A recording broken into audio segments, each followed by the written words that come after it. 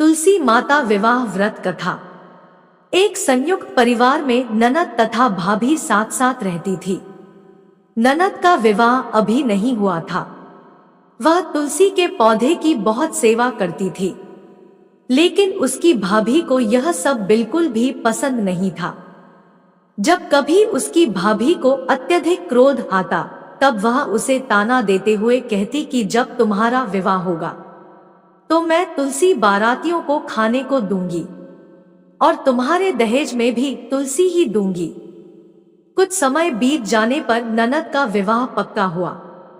विवाह के दिन भाभी ने अपनी कथनी अनुसार बारातियों के सामने तुलसी का गमला फोड़ दिया और खाने के लिए कहा। देवी तुलसी की कृपा से वह फूटा हुआ गमला अनेकों स्वादिष्ट पकवानों में बदल गया। भाभी ने गहनों के नाम पर तुलसी की मंजरी से बने गहने पहना दिए। वह सब भी सुंदर सोने चांदी के गहनों में बदल गए। भाभी ने वस्त्रों के स्थान पर तुलसी का जनेऊ रख दिया। वह रेशमी तथा सुंदर वस्त्रों में बदल गया। भाभी ने यह सब चुपके से कर दिया था। किसी को भी भनक नहीं लगी थी। भाभी ने सोचा कि ननद जब ससुराल पहुंचेगी तो यह उपहार देखकर उसकी बड़ी खिल्ली होगी और अपमान होगा, पर हुआ उल्टा। ननद की ससुराल में उसके दहेज की बहुत प्रशंसा की गई।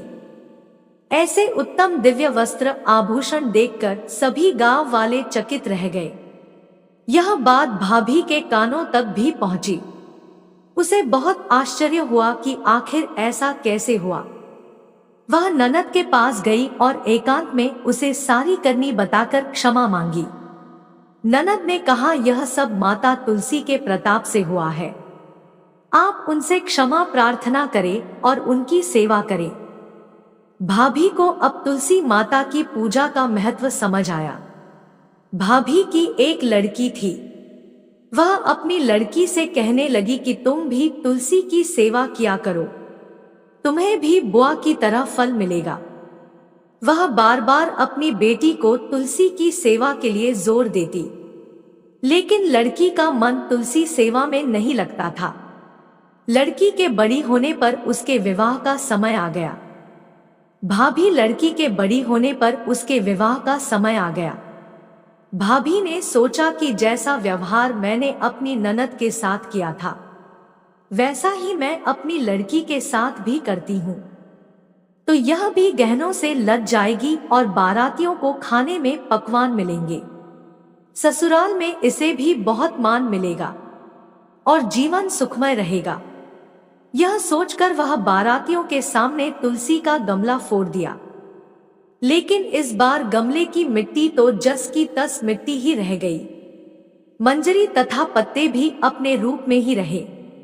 वस्त्रों के स्थान पर जो जनेऊ रखा था, उसने भी अपना रूप नहीं बदला।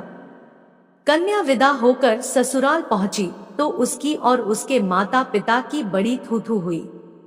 बारातियों ने भी भोजन न कराने के लिए बहुत कोसा। लड़की के ससुराल वाले उसे मान न देते। उसकी दशा घर की नौकरानी से भी बुरी हो गई। भाभी कभी भी अपनी ननद को नहीं बुलाती थी। भाई ने सोचा, मैं बहन से मिलकर आता हूँ। उसने अपनी पत्नी से कहा और कुछ उपहार बहन के पास ले जाने की बात कही। भाभी ने थैले में ज्वार भरकर कहा कि और कुछ नहीं है, तुम यही ले जाओ। वह दुखी मन से बहन के पास चल दिया। वह सोचता रहा कि कोई भाई अपने बहन के घर ज्वार कैसे ले जा सकता है। यह सोचकर वह एक गौशाला के पास रुका और ज्वार का थैला गाय के सामने पलट दिया। तभी गाय पालने वाले ने कहा, भैया आप गाय के सामने हीरे मोती तथा सोना क्यों डाल रहे हो? यह खाने की चीज नहीं है। अपने धन को साथ रखो, कहीं हम पर चोरी का आरोप तो नहीं मढ़ना चाहते हो? भाई ने देखा तो उसकी आंखें फटी रह गई। यह चमत्कार कैसे हो गया? वह धन लेकर बहन के घर पहुंचा और सारी बात उसे बताई। दोनों बहन भाई एक दूसरे को देखकर अत्यंत प्रसन्न हुए। बहन ने कहा, भैया यह सब माता तुलसी की कृपा से हो रहा है। मैंने तुलसी की सेवा में जीवन में कोई कमी नहीं रखी। पूरे विधि विधान से तुलसी पूजन करती हूँ। आप भाभी और अपनी पुत्री को भी यह बताएं। इससे उनके सभी दुखों का अंत होगा और सौभाग्य की प्राप्ति होगी। भाई लौटकर आया और उसने सारी बात कही। उसके बाद से भाभी का हृदय हमेशा के लिए परिवर्तित हो गया।